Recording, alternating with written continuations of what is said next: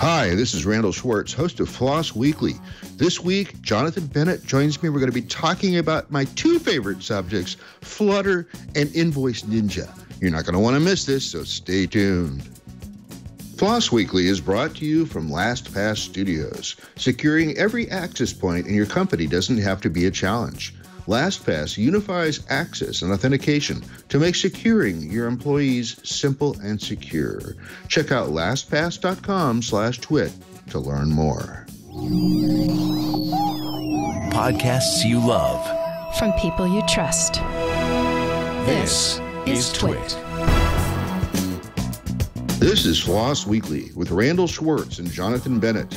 Episode 566, recorded February 12th, 2020. Flutter Update. This episode of FLOSS Weekly is brought to you by Melissa.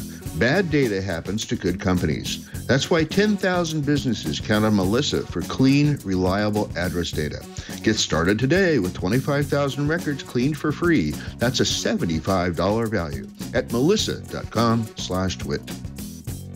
It's time for FLOSS Weekly, the show about free, libre, open source software. I'm your host, Randal Schwartz, Merlin at stonehenge.com, bringing you each week the movers, the shakers, the big projects, little projects, projects you may be using every day and not aware of it, projects you might want to download right after this show. Today is probably one of those. So let's join my co-host. Yeah, that makes sense. This is going to be a tough show. I didn't get much sleep last night, so if it looks obvious, it's because it is. I'm just having a tough time. Jonathan Bennett, welcome back to the show. Well, it's good to be here. I, too, am running a little low on sleep. My son has croup, and so we were up all night. Well, we slept and we were awake, and we slept and we were awake, making sure he was going to be okay. So I'm a little low on sleep, too, so this will just be all kinds of fun. This will be a fun show then. This will be a fun show. I'm having a bad hair day on top of everything else. So if you're not watching the video, you won't notice that, but that's okay. I'm going to try to just plow my way through this. Let's see. Can my hair get any better? Let's see. It's not gonna get any better. Anyway, so we have a great show today. We're going to be talking about one of my favorite subjects, which is Flutter.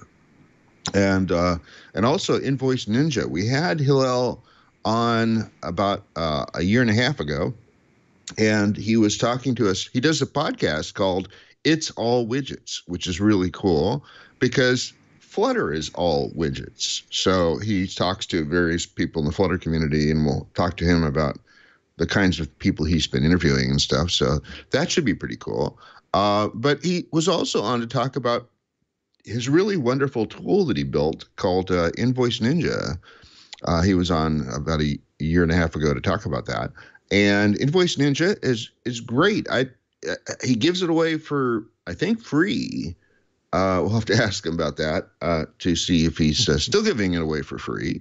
But basically, it's a way of invoicing your clients, customers, things like that. So that'll be a lot of fun.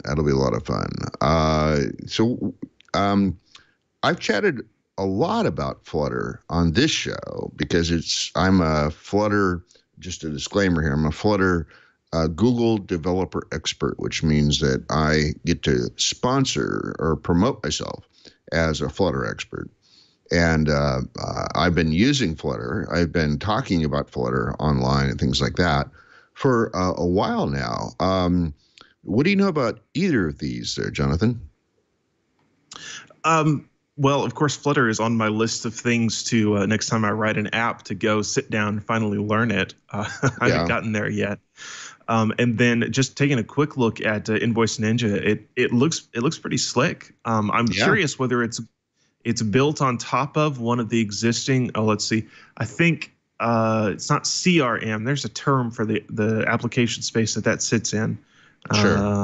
I'm sure Hillel will be able to remind me what that term is. I'm curious if it's built on one of the existing solutions out there or if everything is from scratch. But it looks slick. It looks pretty good.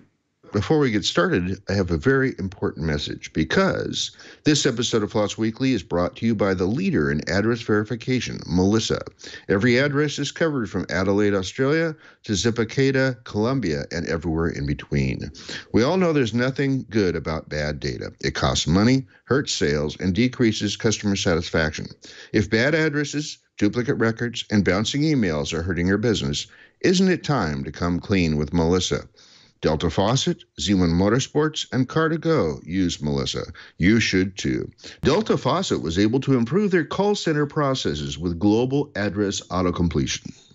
Melissa was able to reduce the fraudulent e-commerce transactions for Z1 Motorsports by 90%.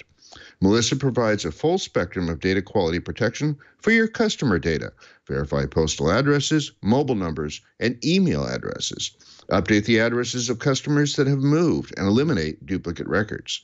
Gain additional customer insight into your data with Melissa's analytics.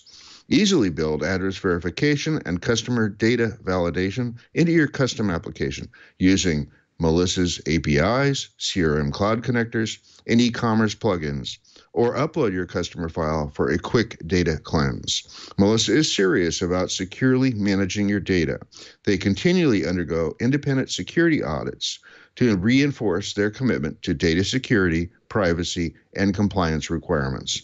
SOC 2, HIPAA, and GDPR compliant. Mailers spend about $20 billion annually in undeliverable mail. Don't lose customers or cash. Make every address count. Bad data happens to good companies. That's why 10,000 organizations worldwide trust Melissa to get their customer data clean and accurate. Get started today with 25,000 records cleaned for free. That's a $75 value at melissa.com/twit. That's melissa.com/TWIT, or call 1-800-MELISSA to find out more. And we thank Melissa for their support of FLOSS Weekly. Now let's go ahead and bring Hillel on. Hillel, welcome back to the show. Hi, thanks for having me. Excited to be here. Hey, yeah. So you and I share a common interest in Flutter. Yes, so also full disclaimer, I'm a Google developer expert. My opinions are very biased. I like Flutter a lot. Yes. Well, so describe a little bit. I think we've had like Eric Seidel on the show and a few other people, but I don't think, have you been on this show talking about Flutter before, or it was just about Invoice Ninja? So both. The last time I was on, I talked about Invoice Ninja and Flutter. The way I like to describe it is I see it as a game engine for business apps. That to me is the most succinct description. That when you're building a game, using a game engine like Unity or Unreal just makes the development process much faster and more productive. So I find if you're building a classic business app, which Invoice Ninja to me is a great example of, Flutter really helps just increase development productivity. Cool. And a lot has happened in the Flutter community since the last time I had you on, because it's gone to many more platforms. You want to describe some of that? Sure, absolutely. So the last time I was on, I was very excited. We were working on a V2 of our platform, and we were building it using Vue.js. At the time, I thought that really was the best choice. And I was surprised by really Hummingbird, it was what it was called then, was the Flutter Web Preview. And I think it was back Flutter Live. That was just after I was on, actually. When Flutter was first announced, they always talked about it for every screen, but the messaging was very clear that right now it's mobile, and in the future, we'll think about every screen. And I think I was caught off guard by how quickly Flutter progressed from just mobile to now the messaging is very clear. It's Flutter Web. It's desktop and mobile. And more than more than just the web. It's also, you're right. You said that desktop, but it's also I don't know how much we can say about this because I'm under an NDA, but like you are. But I think Fuchsia is going to be an interesting thing as it comes along. There's a lot of public information about Fuchsia already, so we can talk a little bit about that part of it. But what this ultimately means is that Flutter will also be for the Internet of Things, which to me is exciting. It means basically you write one code base in Dart, and it works everywhere. And it's flexible. It's It's simple to use. It doesn't have this sort of mismatch of some of your code has to be in XML and some of your code has to be in JavaScript, like some of the other applications. You want to talk a little bit about that? Sure. And that's, I think, the key point, right? And the story of our company is how we've gone from 3 code bases, barely supporting 2 platforms, and now we have a single code base, at least for our front-end UI, supporting every platform. We used to talk about mobile being cross-platform, where it was iOS and Android, and that was a big deal. But now it's cross-platform, right? So now it's iOS, Android, web, all browsers, or all major browsers, and desktop. I think they're all at different stages. So right now, I think desktop Windows is furthest behind, but you could build a Mac desktop app right now.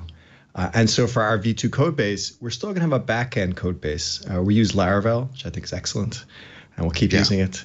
But for the front end, you're absolutely right. We'll have a single code base that supports every single UI that we need.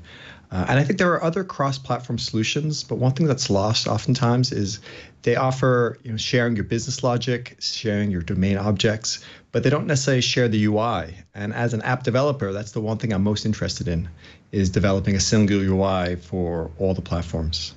And it just, it's both. It both makes you much faster because you're only implementing the feature one time, but you can then also take that time to implement it better and really take care with each feature and do it as well as possible. And there's just as a developer, this inherent joy fixing bugs and implementing features, knowing it's supporting every single platform at once. You just feel that much more productive, that much better, I think, about coding it. And I think you're also overlooking the fact that it will run back-end stuff. That's if you think of it as a Node.js with a much better syntax, it's quite expressive to write code for the back end in Dart. And there's a couple of platforms, Angel and Aqueduct, I think, are the 2 that come to mind immediately. So you can write your back end web server completely in Dart and then share code front end and back end. So pretty amazing. Absolutely. I think it's incredible. And I think when you compare it to other options, it's hard to even justify, I think, any other approach, right, where you're dealing with multiple code bases. The challenge is, I think, most of businesses inherently move much slower. They've invested a tremendous amount in current platforms, and Flutter is still a bit newer. So I think it'll just take a bit more time for business to catch up. But if you're starting today building an app, it's very hard, I think, to justify any other choices, as I see it. Right. I mean, people say, well, but we already have JavaScript. And I'm going, yeah, and you have all the problems with JavaScript, which is, how many ways are there to say false in JavaScript? It's like 7 or 8 or something like that, right? And it doesn't have the kind of strong typing that that's what also one of the things that's happened since we last talked, which is Dart 2.0 came out, and it was to make the tools better, because now you have very strong typing. And I didn't think I'd like strong typing, but it's especially after decades of Perl. But I think I'm starting to get the auto completion and the what do you call that, generics and stuff. I'm starting to see how interesting that is. I agree, absolutely. I think in particular, being able to build what are called SPAs, single page applications for the web, is extremely difficult. I think TypeScript helps, but you're still dealing with these layers of abstractions, which and then end up adding a lot of complexity. So with Flutter Web, we're now able to use Dart, which is strictly typed, and compile to these single page applications, which are far more complicated than I think I'd be able to build otherwise. And I think when I was younger, I liked the dynamic aspects of JavaScript. As I got older, I like static typing. Just, if it compiles, you have some level of trust that it will function to some extent. It might not be right, but it will compile and run. Cool. So one of the things that I found interesting about the static typing is that and the strong typing is that, again, I can get tool support, automatic, like what methods can be called on this object. And Visual Studio Code, I've actually now been pretty excited about it because it gives me that access. And also I can just push a button and get to the source code of pretty much everything in the Dart SDK, which you can't do that with something like Java or C++ or whatever.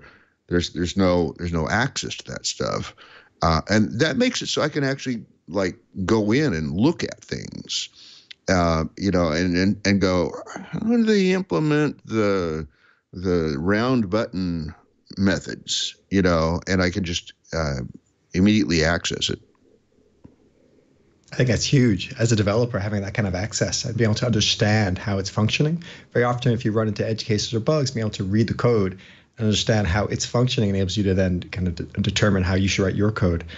You can monkey patch it, where you just copy all the code, make a small change, and then you have your own version of the widget, which is really powerful. But just for learning, the fact that Flutter is just totally open source, it's just been amazing, especially when you do write to problems. It's for the problems that I think it matters the most. Yeah, I mean, it's been interesting. I was looking at Scaffold, trying to figure out how it works, and then I saw that the FAB could be any widget, and so I was able to build multiple widgets in a column.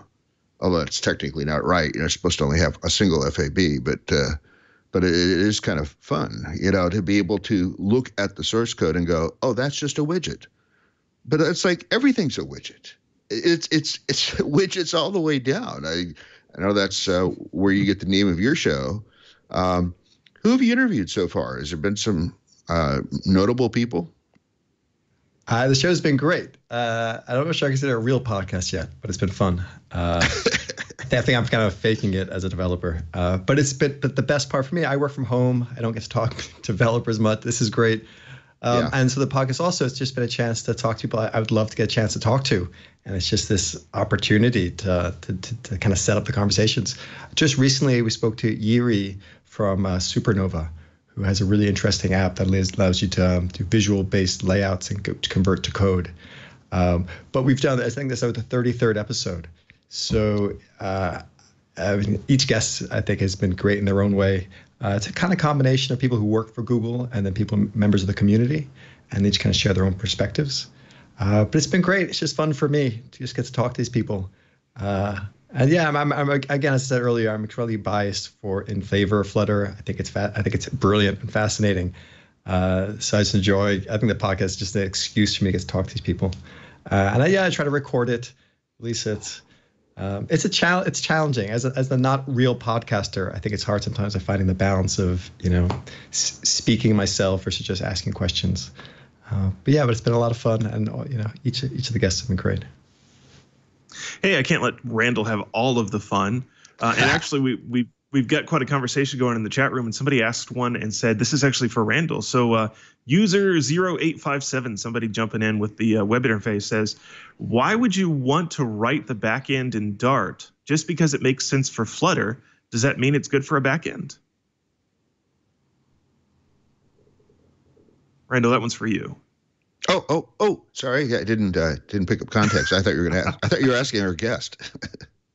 And that one's for you, Randal. Why would you want to write a backend in Dart just because it makes sense for Flutter? Why does that make it good for a backend? Well, it's to have the same language everywhere. It's like, why do we write a lot of stuff in C now? Because it's the same language front and back. And why do we write stuff in JavaScript? Because same language front and back. But Dart is a strongly typed, very mature language. And you might as well, if you're going to be developing in Dart for your front end, you might as well write the back end as well in Dart. Sure, makes sense. All right, questions again for Hillel, since he is the guest. You mentioned Laravel. What is Laravel, and how does that tie into Dart and Flutter? Sure, it's a great question. So Laravel is a framework for PHP. So it doesn't really connect to Flutter. It's just for our company what we use. So we use Laravel. You can think of it like Ruby on Rails. So Ruby is the language and Rails is the framework. So I consider Laravel to be an equivalent, where it's kind of Rails for PHP. Laravel is amazing. If you're building a web backend, I can't recommend it strongly enough. It's also open source technology. We've used it for years. It just gets better and better. I also agree it makes a lot of sense, Dart, on the back end, because code sharing, it's not just about writing half the code. It's about ensuring it's always the same, that your back end and front end models are exactly the same. You eliminate an entire class of bugs where you have misaligned or differences between the code bases. But yeah, so Laravel, again, is a framework for PHP. It's kind of, I think, that and PHP 7 have really given PHP a whole new life. I think PHP gets a lot of hate sometimes, but it just works. It scales. It's reliable. And with Laravel, it becomes a really, really, I think, good development environment, particularly for web apps and web backends with like a REST API.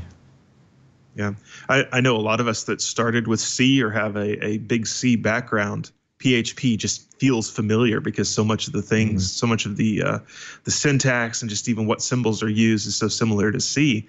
Well, finally somebody drags us to the web and says, you've got to build this web app, and you find PHP and it's like, it feels like home. So what other backends are popular for this? So obviously you don't have to use Dart on the back end. There's now we've talked about Laravel with PHP. Can you use Flask on the back end? Can you use Node.js on the back end? Where are the limits? Sure. So with Flutter, you can use anything with the backend, right? Essentially, you're creating some sort of web interface. So long as you create a REST API or GraphQL, you can use any technology. I know Firebase is very popular in the Flutter community just because it kind of gives you your platform as a service. So out of the box, you have scalable databases. You have much less development involved. But again, for us being an open source company, we want our users to be able to host their app themselves. And if we use Firebase, they would then have charges they would have to pay to run Invoice Ninja. So by building our own custom backend, it becomes free for them to run the app. But I think those are the popular ones. But again, really anything can work. It's just a matter of what makes sense based on your tool sets and knowledges. Mm-hmm. What about the security of Dart and Flutter? So, and this is based on a question asked in the chat room by Jojo Dancer. But over the years, we've heard about some of these nasty Java deserialization bugs and things of that nature, where you really start seeing the age of the Java language because of some of the decisions that were made there, and we're stuck with this cruft. Are there going to be some of those problems in Dart and in Flutter, or do you get the impression that it's been built from the ground up for security? And then have there been any big problems with it? So that's a great question. My sense is security has been essential from day one, in particular with Fuchsia. It seems that's driving a lot of the thought process there. For me, my life is much simpler, right? Security doesn't matter as much because I'm just building a front-end client that leverages our API. So as long as our API is secure, you can take our Flutter app, if you can decompile it, take it apart, there's not much in there that really matters. Worst case, you maybe get our analytics IDs, but there are no really security aspects there for us. But I know, I'm certain, Google are building this for massive companies. So I have no doubt, my trust is in them to solve these kinds of problems. We shall hope that our trust has not been misplaced. I do want to kind of pivot and actually ask about the invoicing program. Would it be considered Invoice Ninja? Would it be considered a CRM? Is it in that kind of space? So it's a great question. So all my life, I've been building CRMs and OSSs. It's it's customizable, so you could use it as a CRM. Our focus really is invoicing. That's kind of where I think where our best features are. We also connect to that support tasks and expenses, and they kind of tie together so your tasks and expenses funnel into your invoices. But it wouldn't classify as a CRM because there really are dedicated CRM apps. And I think if you used our app as a CRM, you'd be a bit let down. And for example, we use Zapier, or we support Zapier, which enables you to integrate with other apps. So it's very common for people to use a separate CRM and integrate with Invoice Ninja for the invoicing features and services. Mm-hmm. Mm-hmm. Is Invoice Ninja your code from the ground up, or is it based on one of the existing solutions? So yeah, I mean, it's me and my team. I have two great partners, Dave and Shalom. So the three of us together. I've been working on it for about 6 years now. And so we wrote it from scratch using Laravel. So, I mean, Laravel really helps greatly accelerate the backend code. And then initially, the current version of the app, the front end, the web front end at least, is powered by Laravel. And we use Bootstrap and Knockout.js. And we're in the process now of taking our Flutter mobile app and porting it to become our new V2 web app and desktop app. So we'll have a Laravel backend with a Flutter front end. If you're watching or listening, you'd like to try it out, if you go to invoiceninja.com/demo, this is kind of an early alpha build. But this is Flutter Web running in the natively in the browser, and we're thrilled with the performance. And in particular, we're thrilled with having a single code base. I mean, you can't, I think, say that enough times, because just about 2 years ago, we had 3 separate code bases. We had a web code base, an iOS code base, and an Android code base. And that's common. That's what many companies are doing right now. And so for us in a few months, when we release our V2, to have a single code base for our front-end apps, we think will just be a tremendous strategic advantage.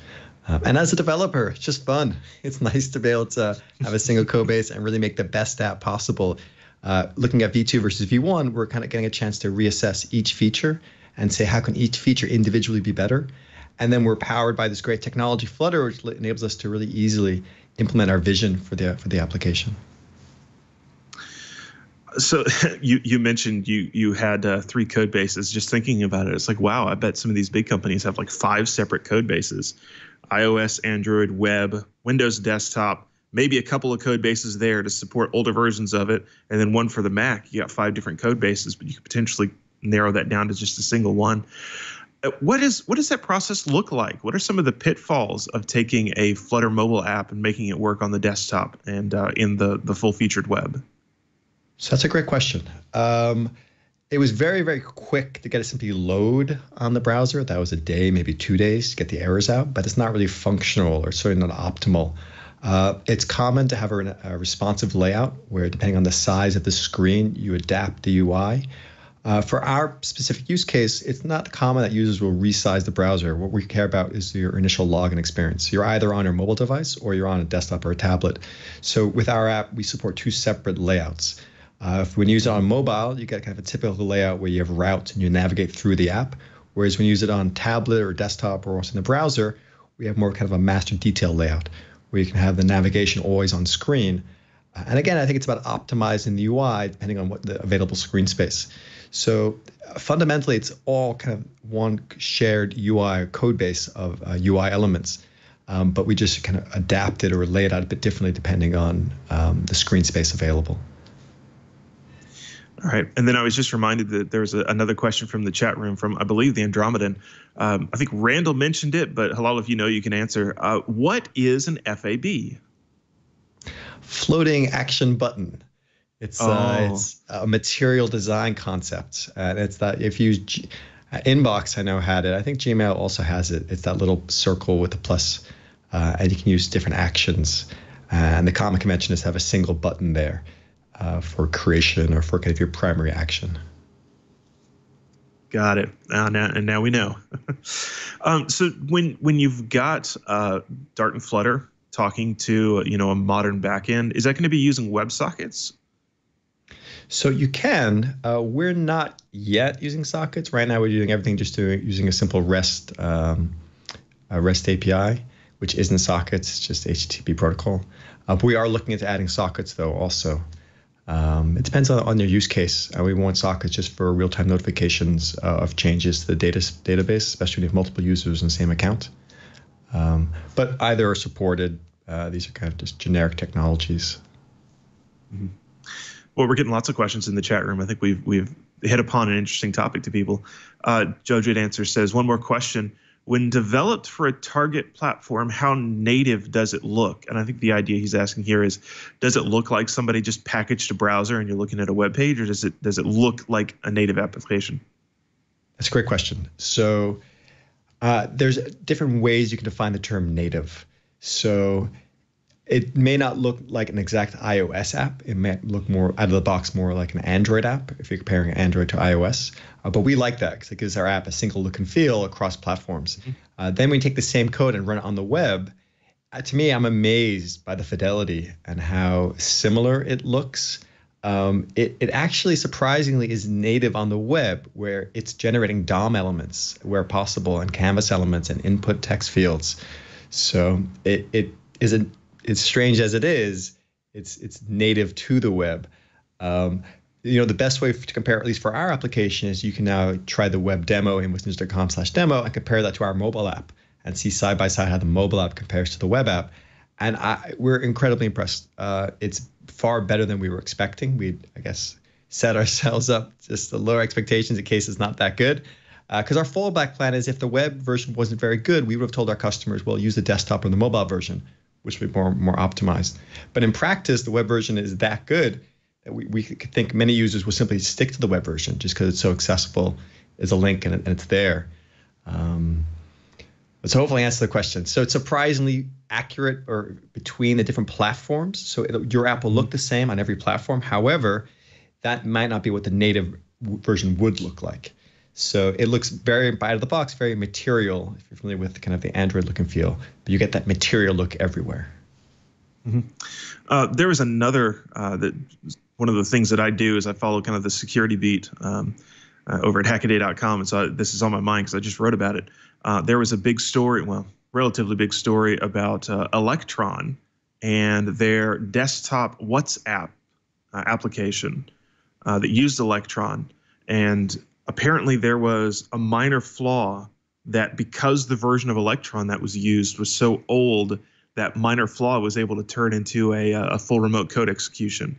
And so it's this interesting question about if you're using something like Electron, or if you're bundling, on the underside of it, if you're bundling a browser to be able to display your native application, are you actually inheriting all of the problems that this web browser will have?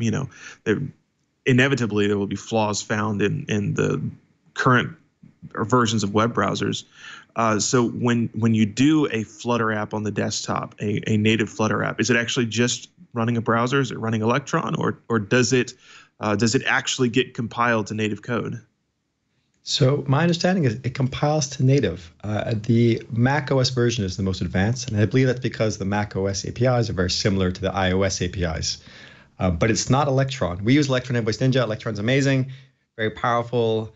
It was a very quick solution for us where we could take, we had a single page application for our tasks features and could make that into a desktop app. But for Flutter, it's compiling to a native application. And at least it is for Mac, and they're working, I know, on Linux and on Windows support. I'm sure that'll come with time. Mm-hmm. Another question from the chat room. One of our web users says, have you seen the Flutter clock, and have you attempted it yourself? And I'll admit, I have no idea what the Flutter clock is. I'm hoping you do. So I think I can answer that. I think he's talking about there's a contest. They've had a contest last year where it was write a Flutter app in less than 5 kilobytes of code. And so the contest this year was to design a nice Flutter clock, I think for a Lenovo device, smart device. I didn't submit. I'm not the best designer, a bit more of a coder. But I did submit to the last Flutter competition. But no clock, though. Okay. And then what about the performance of putting Flutter and Dart on different places? And in Invoice Ninja, I don't know that performance is necessarily going to be one of the things that's real high on your priority list. But have you seen, is there a performance hit from going from native code on a browser to running on the web? That's a great question. So performance matters to us just because we have some users with maybe 50,000 clients or 50,000 invoices, and they want to be able to filter their data pretty quickly. In practice, we found performance to be excellent. One thing to keep in mind when you're working with Flutter is as you're developing it, you're using a developer version or debug version of the app, so it's slower while you're working with it. When you actually compile it to production, the performance is great, and it certainly scales to levels that we need it to scale. But it's true. I mean, we have a business app, so it's not like a game where it has to be 60 frames per second. It has kind of different requirements. I think when it comes to performance, you have to architect your apps well. We use memorizations and caching to try to improve the performance profile. But if you write good code, it can be fast across every platform, or certainly every platform we've tried. You and Randal have mentioned a term, Google Developer Expert. What exactly is that? How does somebody become one? And what does that mean? Sure. So my understanding of it, I don't think I'm not. I'm pretty good at Flutter. I don't know if I like calling myself an expert in Flutter. Through It's All Widgets, I've had a chance to be very involved with the community, and I see Google Developer Experts as the way that they enable people in the community to speak more. For example, I think to me the best benefit of being a Google Developer Expert is if I travel to talk about Flutter, Google will pay the expenses, which has been tremendously helpful. And then how do they pick people? Again, I think it was I consider myself very lucky to have been involved in Flutter very early on. It's still early on. We're still just getting started. We were really early on. And so, for example, we made this website called It's All Widgets, along with and as you mentioned, I wanted to make a podcast initially, and some other developers were doing it. So Thomas Burkhart, developer in the Flutter community, came up with, I think it was a great name, It's All Widgets. And then along with Simon Lightfoot and Scott Stoll, we collectively worked on this website. And then through that website, which has become kind of the central app listing or for apps made with Flutter, I think I kind of the Google team noticed the work I was doing. So what is a Google Developer Expert? Again, I think there's people they want to enable in the community to speak more and talk more and represent Flutter. I hope that's how I see it. And if you would like to become a Google Developer Expert, then the key is just do the things you do the things you love, write about the platform, answer questions on Stack Overflow, be part of the community. I think they just look to select people. I think that's my understanding. Yeah, it's actually you have to be invited to be in the program, and so I was invited by my friend Wim, who was now retired, but he was sort of he lives down the street from here, and he was working for the Portland Google office. And I went in to talk to him to see the Google office, and I was going in there with the idea to have write a book about Angular Dart. And he told me that Eric Seidel told him, you got to get him on Flutter. You got to get him on Flutter. And I'm so happy that he spent the next 2 hours chatting with me about Flutter so that I would actually be involved with that. And it's really smart for that.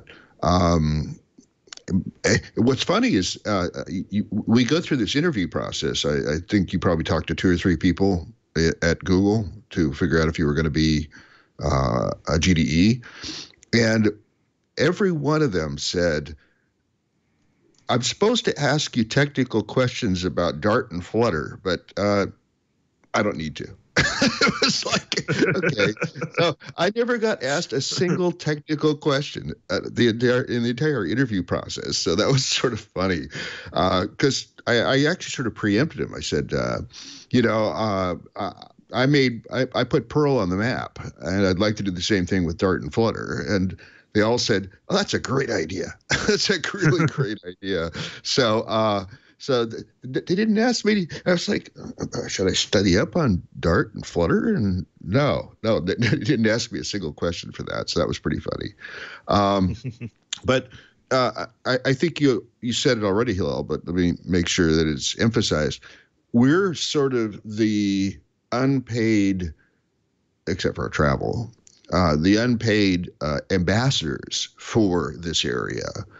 And we're I know that I spend probably an hour a day going on to the Gitter channel, going on to Stack Overflow, trying to answer questions so that people will understand. And also, on the flip side, if I have to research questions, I'm going to be smarter about Dart and Flutter. Do you find yourself doing that too? Definitely. Particularly speaking about Flutter, I find I really want to make sure I get it right. So if I'm going to stand on stage and say something I think is a fact, it forces me to read the code a lot more than I think I would otherwise. And yeah, it's just an amazing opportunity. I think my entire relationship with the Flutter community has been this blessing. I think Flutter itself, technology is amazing, but I think I'm this really sensitive guy, and I find I've had difficult experiences with past programming cultures. And I think Flutter technology is great, but also the culture is great. I think the community is incredibly welcoming. It's a very positive community. and it hopefully stays that way. I think it's easier when as it's smaller, and as it grows, it's a bit more challenging. But there's certainly, I think, a strong initiative to retain a very good culture in the community. Let's talk about your website. It's all widgets, because I don't think we've mentioned that yet. So how did that get started, and what are you doing with it? Sure. So the idea that the website was initially I wanted to be a podcast. Someone else was already doing a podcast, but we had this domain, and it kind of grew from there. And the idea behind the website is it's just a place that anyone with a Flutter app can just share it. I think as a developer, I've had that problem, right, where you're launching a new app, and you just want to get it out there. You want to share with as many people as possible. So with the website, any Flutter developer, open source, closed source, doesn't matter. Just submit the app. Then we tweet it to our followers, and then also share it on the website. And it's become this great resource. If you're new to Flutter, you want to learn how to implement a certain kind of app, you can filter apps by open source and just go direct to the GitHub repos. And so to learn how different apps are implemented. And I will say the app, when we released the site, it kind of started off doing reasonably well, but then Google kind of really gave us support, in particular Martin and Tim and Nilay, and they added a link directly from the Google showcase. If you go to flutter.dev.com/showcase, there's a link for more apps built with Flutter, and they link to itsawidgets.com. And that was huge. Once they added that link, then we actually started getting significant traffic. And since then, it's just grown. And what's amazing is the rate of growth just is accelerating, where it took us maybe a year to get the first 1,000 apps, and the next 1,000 we see had taken half that time, a quarter of that time. It's just this rapid growth. And also just the traffic to the site. I mean, it's not an accurate indicator of traffic to Flutter, but it's a relative trend. And we're seeing kind of it's just, I remember a year ago we had these huge peaks when there's a big announcement, and that's now our kind of low-level weekend traffic levels. And now our regular traffic is that much higher. And so, we're just seeing massive interest in growth in Flutter. And then the podcast itself kind of grew out of that. Then eventually the people who work on the podcast decided not to do it. So I decided to try doing it. And that's just been fun. It's just been an experience. It's not as regular as it probably should be if I'm going to take that on. But it's been a great learning experience and just kind of fun to do. And I'd love to get you on the podcast at some point. I know you're probably pretty busy. But it'd be fun to talk about hear your perspective, particularly on Discord. Clearly I would be interested in being on your podcast. I wasn't already. Didn't I already do one of the episodes?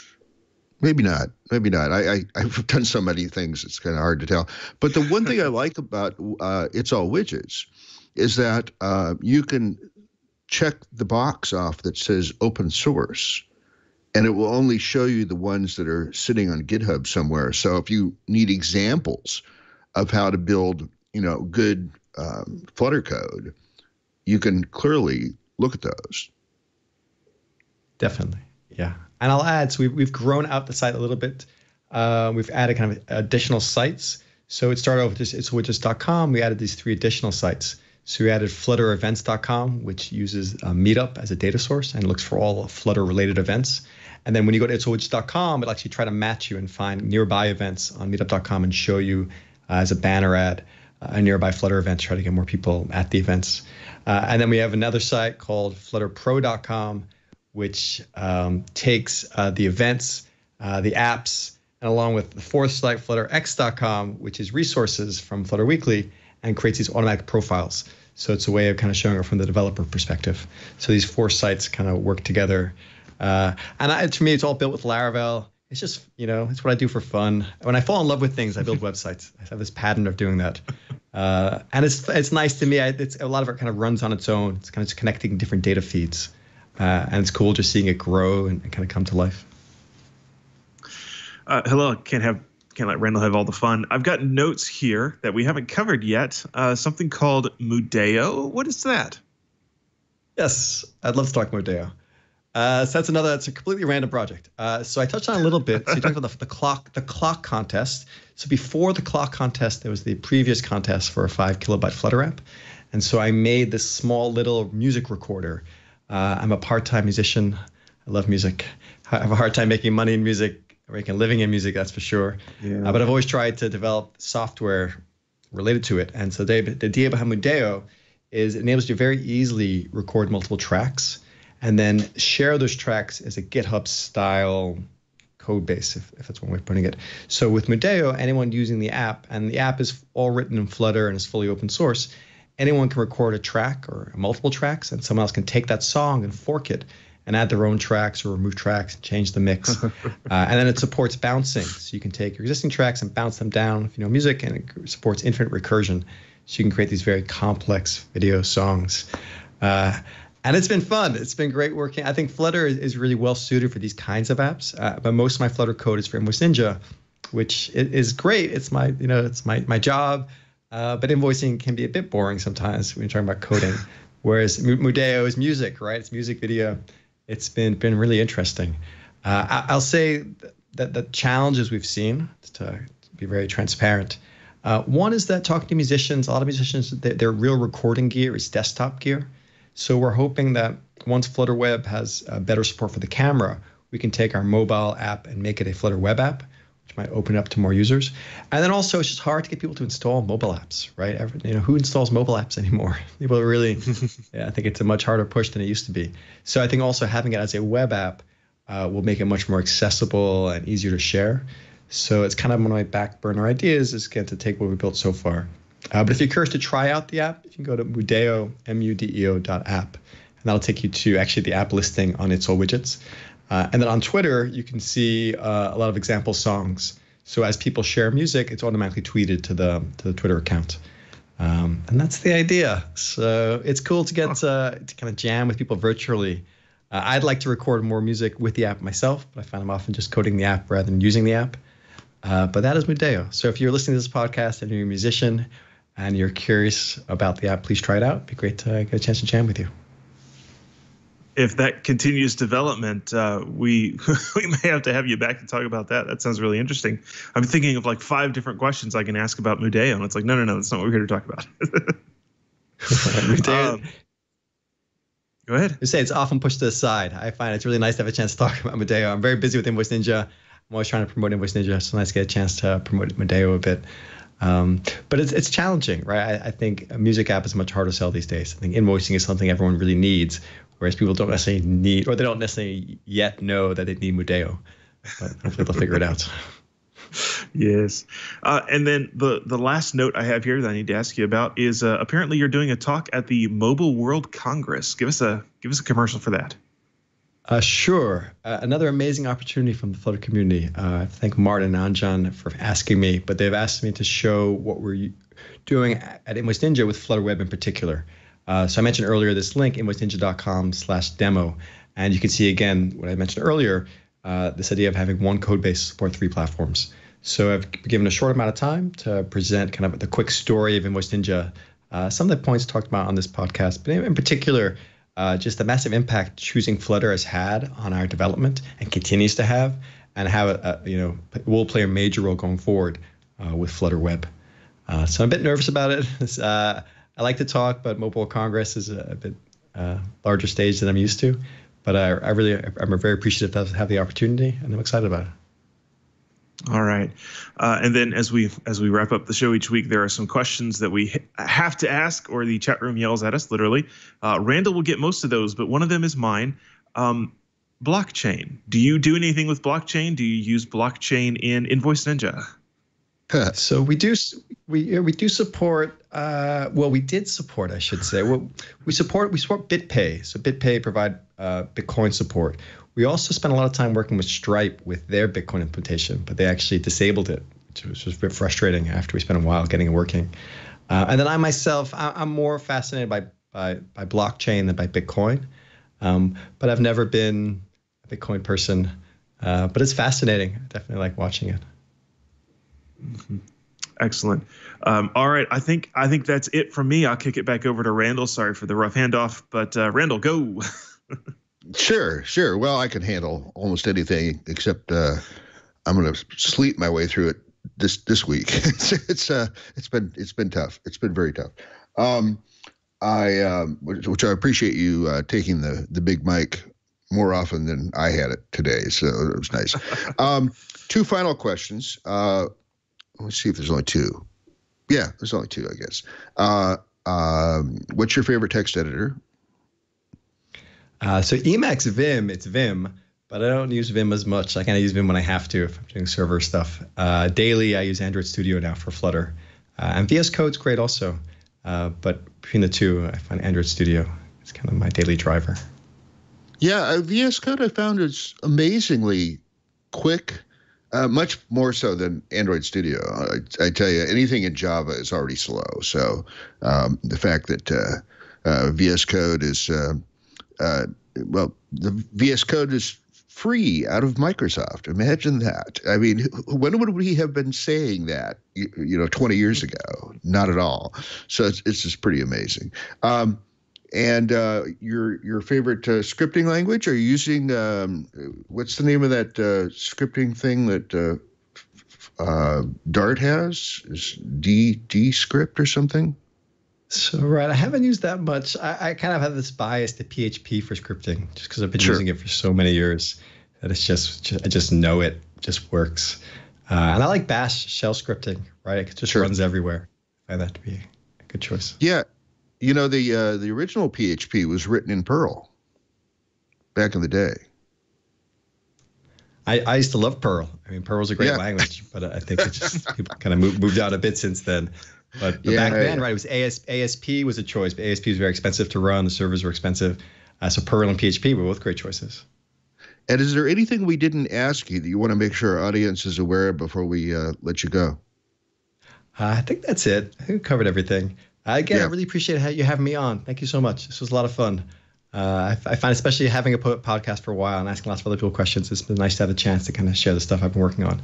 Nice. So it was interesting. Nice. And I hope to bump into you at some conference in the future. Were you at the Pasadena thing? Not Pasadena. The Gde Conference. Were you there? I wasn't at a Gde conference, but I did get a chance to go to the recent Flutter event. And the last one, and they're both amazing to experience in person and also watching the events online. But they make such great efforts. And what's amazing is they both schedule these elaborate events and also have the software ready to release. So I can't imagine the complexity that goes into coordinating both at the same time. I bumped into a lot of people at the Gde event. It was a lot of fun to finally see them, not on the other side of the screen, but to actually bump into them. Who's the girl that is in a lot of the videos? I forget her name. Emily Fortuna? Emily. I bumped into Emily. So, and it turns out she speaks Spanish fluently. So that was kind of fun. I chatted a bit with her in Spanish. So it was a lot of fun. Nice. They're all so nice. Everyone in the community, the dev relation teams, they were just nice, passionate, cool people. I think who love technology, believe in it, and just really want to share it with the community. Well, and Flutter and Dart are, game changing, I would say, in more than one way. I mean, they're basically redesigning, rethinking how we need to do mobile, but also cross-platform. It's no longer. I was telling people for a long time that even if you're only developing for iOS or only developing for Android, you should be using Dart. You should be using Flutter because it's such a nice language. The tooling is so nice. But now it's like, okay, now you got 5 platforms to play with, which makes it even easier to choose it as a technology. I agree 100%. Flutter was already great when it was just mobile, and now with web and desktop, I think it becomes the default choice.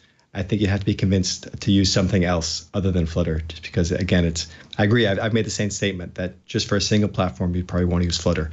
But now that it's every platform, I couldn't see myself choosing any other solution right now, regardless of what you're building. Yes. Well, Hillel, hope to have you back in another year and a half or so, or whenever you feel like coming back. Thank you for volunteering this time. But I've had a good time chatting about Flutter and getting caught up on Invoice Ninja. So Invoice Ninja's now also in Flutter for Web? It will be. That's what I'm spending all day and night coding. So you go to invoiceninja.com/demo. You can try it out. That is our V2, which will be built with Flutter for Web. And it's coming along. It's going to be amazing, I think. Not to hype it up too much, but I see V1 as our competition, right? It's my job to build an app that's better in every way than V1. And I can usually tell while working on an app how it feels. And we're really happy with it. Again, it's just having less code to write. We have a third of the code from 3 code base to 1 code base. That 1/3 of the code, we're going to make it better. We just have the time to work on it. Hello, thanks for coming on the show today. And I'm sure more people are going to know about Flutter and also Invoice Ninja now that you've been on the show. So thanks a lot. Thank you. Bye. That was Hillel Coren talking to us about Flutter and Dart and Invoice Ninja and some other related things. What do you think there, Jonathan? Sounds really interesting.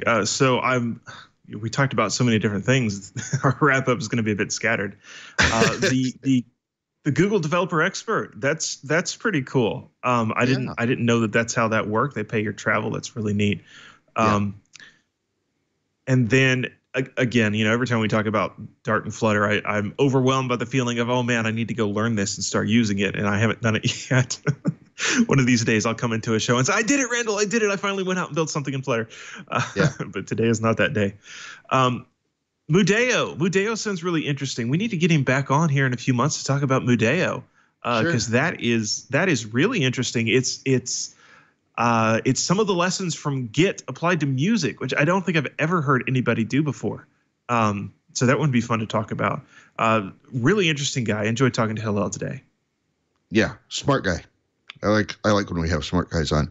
And what's funny about GDE is I'm supposed to get reviewed annually about how many presentations and stuff I've done.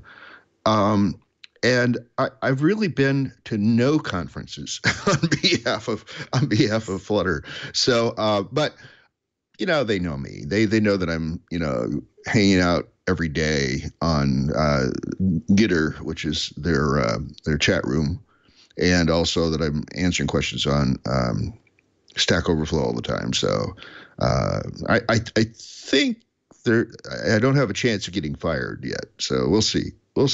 Hard to tell though. But it is an honor to be in the GDE program, because it means that my name's on a website. It's and I can get referred. What's funny is I'm listed for Dart and Flutter, but also web, and I go, I'm not really that smart about the web, but somehow it used to be that when you got Dart, you automatically got web. So yeah. I guess I'm grandfathered in for that. So that'll be fun. Let's talk about who's coming up though. Next week we have Hydra, which is a framework for elegantly configuring complex applications. Deep Code is following that, alerts you about critical vulnerabilities and you need to solve in your code. Don't let security bugs go to production. Save time finding and fixing them. And then the Linux beer wandering, which is sort of how it sounds. It's basically a moving pub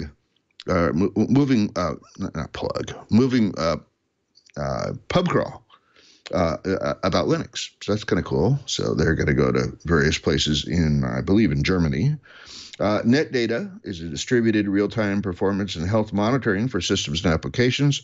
It's highly optimized monitoring agent you can install in all your systems and containers. XS Code, which is in all caps on their website, turn your open source project into a steady revenue stream. Yay! All right, so that's a good thing. Agons, Agones,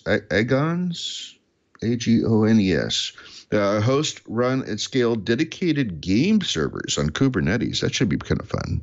So that will all be good. Twitch.tv/FLOSS is the homepage for this show.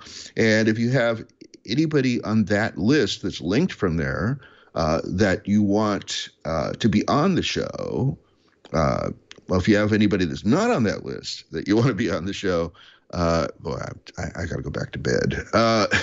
Then please email me, berlin@stonehenge.com. I can get them on right away. We have a live stream at 9:30 a.m. Pacific time on Wednesdays at live.twit.tv. So we took a number of questions from there, where a number is greater than 0. You can follow us at FLOSS Weekly on Twitter. You can follow me at Merlin, MERLYN on Twitter.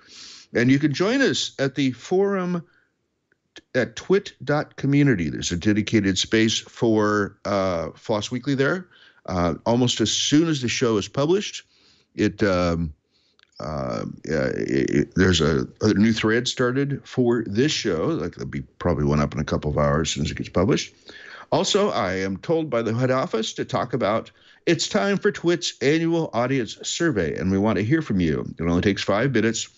Please visit twit.to/survey20 and let us know what you think. There's no sign-up form, and we don't track you. Your feedback helps us make Twit even better, and thank you for your continued support. I'm going to be at Scale in Pasadena in about 3 weeks. I'm also going to be down in Tijuana for a couple of weeks before that, so just kind of be bouncing around. Anything you want to plug there, Jonathan?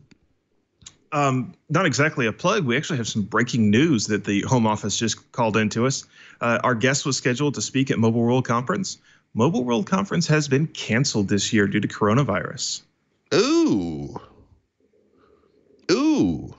that sucks. So, breaking news here on Floss Weekly. And then the one thing I will plug. Yeah. No, not normally. One thing I will plug is my security article. It comes out each Friday morning, usually mornings, over at hackaday.com. Check it out for a weekly roundup of what's going on in security news. Cool. But that's just about the only thing I've got going on this week. Cool. All right. Well, Jonathan, thanks once again for helping me out, taking the co-chair responsibility. And thank you for covering most of the show. I as I said a moment ago, I'm heading back to bed. I did not get enough sleep last night. It's probably obvious in the way that I ran the show today, but I still think we pulled off a pretty decent show. So I'm not going to argue too much with that. But yeah, I'm definitely heading back to bed, and we'll see you all again next week on Floss Weekly. Welcome to Hands on iOS. This is the show where I'll teach you how to get the most out of your iPads, your Apple TVs, your Apple Watches, your iPhones. If you got an iPod, I can help you with that too. We're going to dig deep. We're going to go into settings and learn about all sorts of new tools. I'm going to show you the best apps there are, plus loads of tips and tricks, and maybe I'll even answer your question. There's so much to learn, and you can love your devices even more than you already do with Hands on iOS.